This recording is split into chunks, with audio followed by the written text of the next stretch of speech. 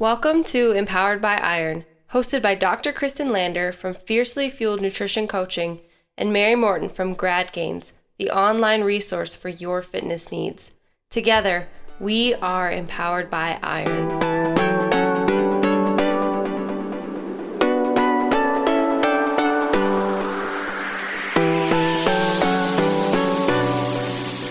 I'm Mary. And I'm Kristen. And today we're going to talk about positivity and training. So You guys ever notice if you have a really awesome day in the gym, it just seems to carry over to your life and you have a really positive day. And likewise, if you don't have a great day in the gym, it has the potential to ruin your day a lot of times. So we're going to talk about different ways to create a positive gym experience so that you no longer have what you would call like a bad day in the gym and you don't allow that to carry over to a bad day. So one of the things that I think is super helpful for both of us is setting our intentions for our training session. So whether you do it the night before or on the way to the gym, setting your intention for that specific day. So it could be like a really specific goal for that training session. So for instance, if you're if you've got some technique issues you're working through on your jerk or your deadlift or your bench press, saying, okay, today I'm really going to focus on this one thing. So like I am not going to press out a single jerk today. Well, if I don't do anything else right, that's what I'm going to focus on today. So a technique intention or goal, or sometimes you just need to go in the gym and have fun. So maybe like it's just life is a little stressful and you just need to blow off some steam.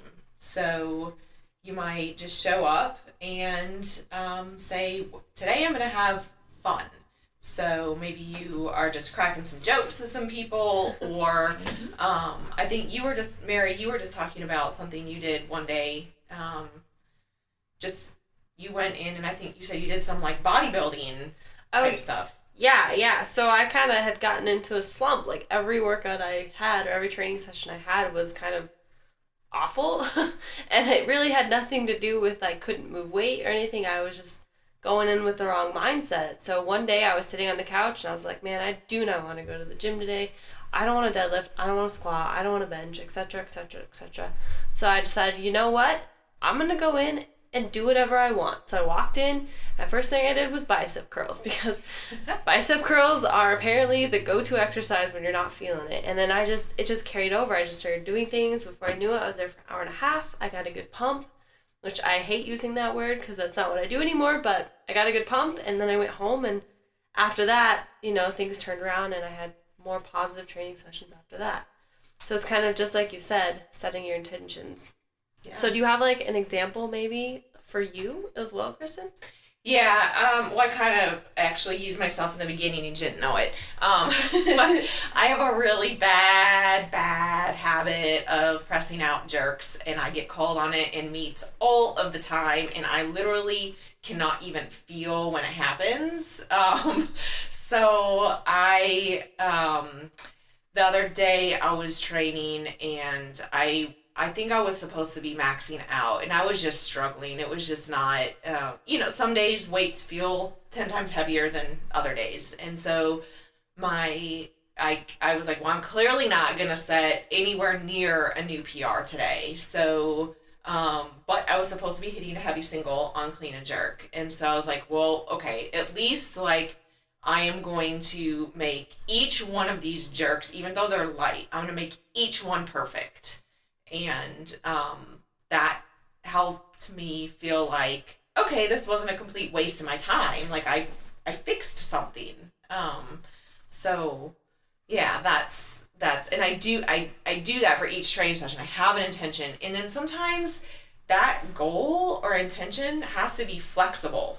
Like my goal that day when I went into the gym was actually to set a new snatch PR, and I didn't do that, and I didn't realize I was not going to get a new clean and jerk PR, and so I had to change it, you know, like, okay, well, what can I do to make this a positive experience? Kind of just adjusting on the fly is what I'm hearing you say. Absolutely. And, like, just like we said about carrying over to your everyday life, like, we've all had terrible days. Sure.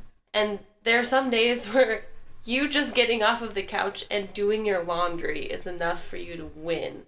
You just need to set yourself up and be flexible. Today, you're not going to go out and dominate the world and create a 6-figure business. May not be your day. Instead, maybe you just need to do that laundry you've been putting off, or put the dishes away. Just adjusting your goals, just like you said, each and every day, but still moving forward, because even though progress may be minimal that day, it's still progress. Right. So one of the other things I think that's if you can't find anything else that makes it a positive day, having something to look forward to either during training or after training. So Mary and I are really big fans of intra-training carbs. We both do flexible dieting, and we get our carb sources all right around our workouts. And so we sometimes have some pretty awesome intra-training carbs. So during training, we might snack on some Sour Patch Kids. Or I tried to do raisins. Remember when I was trying to do like raisins, the healthy thing? It didn't. Sour Patch Kids really. Candy just gets your sugar just going. It gets you pumped and ready to do things. That's right, and it makes me happy. Well, it's funny. It's funny to watch you eat your intra carbs because. So guys, Kristen does a lot of squats. As an Olympic lifter, she does a lot of squats. So she'll do like 6 sets of 2 one day, and she will line up her candy in like groups of 6, so that way after each time she finishes one of her sets, she goes and eats 2 pieces of candy, and then she sits, and then she continues. So it's like little things like that. She's dying over here, but it's true. It's fun. It's funny. I'm laughing because laughing about that during training, like, I was doing a Russian squat cycle, and it made that Russian squat cycle, which was like killing me. It was so hard. It just made me like giggle in between sets. Like, I had my like 6x2 Sour Patch Kids lined up, and I would eat them in between sets. I'm pretty sure you posted that on your Instagram too. I think I did. I thought I was really clever. If you guys aren't following her, go check out @Kristen Lander on Instagram, and you can follow her what we call Squat Brain and all of the adventures she does for squats. Squat Brain's a thing. Okay, so the 2 things that I've heard you say so far is, number 1, being more flexible with your goals or your intentions. Mm-hmm. And second thing is having something to look forward to. Right. What else? So another thing I think that helps make a really positive gym experience is finding people. So peeps. You find your peeps. So whether you, if you train at a big gym that's like, got people that are doing cardio and like you and I train at a gym that's like kind of powerlifting, there is an Olympic lifting platform, and there's a whole lot of people that just do cardio. Yes. So, if you train in a gym like that, like seek out people, that do similar things to you, and at least like lift near them. You don't have to like lift with them. You don't have to do what they are doing, but like lift near them or talk to them a little bit between sets or make some jokes with them.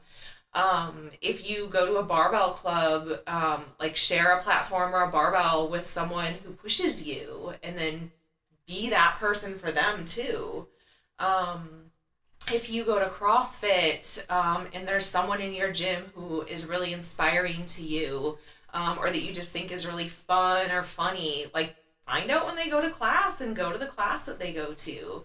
I think surrounding yourself with people that make you feel good, or that inspire you or push you, I think really helps make a extremely positive experience in the gym.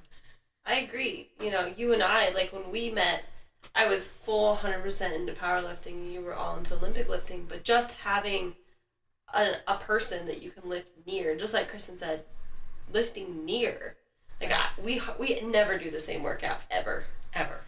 We do similar workouts, but it's never the same. And it's always nice to know that, all right, I'm going, Kristen's going to be there, because I know she's going to push me. I know she's going to help me, and I know I'm there to encourage her. So it's like, it's this good feedback. Plus, you don't want to let your gym partner down and not show up when they're there, leave them out to dry. Right. And if you do have to train alone, whether it be all the time or just, from time to time, like, we all have our phones with us when we're training. I mean, you need to stay focused on your training, but reach out to someone. If you're struggling, if you're on the struggle bus, just send a friend a message. Like, it doesn't even have to be someone that lifts. Just, like, take yourself out of that environment for a second and, like, reach out to someone like, hey, how are you? I was just thinking about you. Or sometimes if I'm having a tough day, my coach lives about an hour and a half away. And so I will sometimes just send him a Facebook message like, hey, I did this and I was really excited, or like, this didn't go so well, haha, or I'm really sore today, or whatever. Like, just reaching out to someone, having interaction with someone, I think really helps kind of put things into perspective. Right, because we don't go to the gym to be miserable. No! We go there because we enjoy it. And, we go there because the majority of the days, the good outweighs the bad, right? With the good days outweigh these not so great days. Right. And so I think when you start moving to the ratio of more bad days than good days, you really need to look at yourself and like, what am I doing wrong? Or what am I doing that's causing this? And a lot of the times I'm all about lifting alone once in a while, but a lot of the times it's like you're not lifting with like-minded people. Sure. Absolutely. That's huge. You gotta lift with your people. That's why CrossFit actually is pretty big. It's because it's a community. Like, you are never alone. Whereas, like, with you and being an Olympic lifter in a gym full of no other Olympic lifters, it's hard because you're kind of alone. Right. But I think I'd like to say you built some good friends in the gym. Absolutely. Well, and people see, the one thing I think that is really awesome is that people see your positivity. They can see it. They can see that, like, you don't get down on yourself. You don't talk bad about yourself. And people are drawn to that. And so, absolutely. Yeah. So now, not only are you creating a really good positive gym experience for you, you're creating a positive gym experience for everyone that's there when you're there. Like, everyone can feel it, and like, they know, like, I feel really good when I'm lifting when that person is there, because it's fun and kind of like can completely change a gym. Absolutely. That just made me think of something that doesn't have to do a whole lot with weightlifting, but it's like, I always get frustrated with the people who like to make fun of people at the gym. Mm-hmm. Like, there's always that really overweight person and the cardio machine, or trying to learn how to do some sort of machine, and people laugh at them. And I think that is absolutely terrible. That does not create positivity. These people are obviously trying to better their lives. They're trying, yeah. If you were to walk up to them and just say, hey, good job, you just created a positive gym experience for them, and that may carry over to dinner, where they might, instead of going to McDonald's and getting the super double Big Mac, they may go home and have a more reasonable meal. It may carry over to their day. Right. This could go into a whole nother podcast about, you don't know what people are dealing with, so be positive. But I think just for this podcast case, just be positive in the gym. Like, you're there to enjoy it. You're there to better yourself, and so is everyone else. So there's no reason for you not to at least give your best effort into positivity. Absolutely. And this all, like we talked about in the beginning, this completely carries over to your life. If you are positive in the gym and you're creating a positive experience for you and your training partners and other people that happen to be there at the time, that's going to carry over into everyone's life. They're going to have a positive day. That's going to give momentum into the next day and the next week. Momentum. Yeah. So, I guess, like, the biggest thing that we want you guys to take away from this episode is, like, redefine your expectations in the gym. Be flexible with what your goals are. Set appropriate intentions for the day, so that no matter what happens in the gym, because we're bound to have days where, lifting's hard.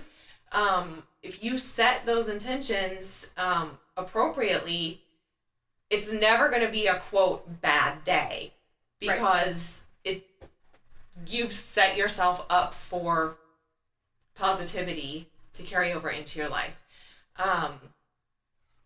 So have a positive day in the gym and have a positive life.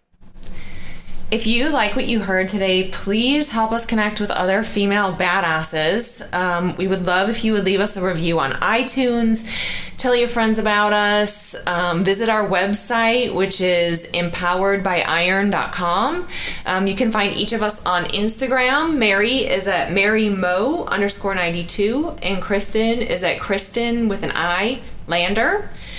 Future topics will include nutrition, programming and training, mental health, and just general female badassery. Yeah, so let us know what you want to hear. If you have any input, that'd be awesome. And guys, this is Empowered by Iron. We want it to be a resource and an outlet for women who are finding their confidence, their independence, and their strength through iron. So thank you for listening. Thank you for checking in. And until next time, I'm Mary. I'm Kristen. And this is Empowered by Iron.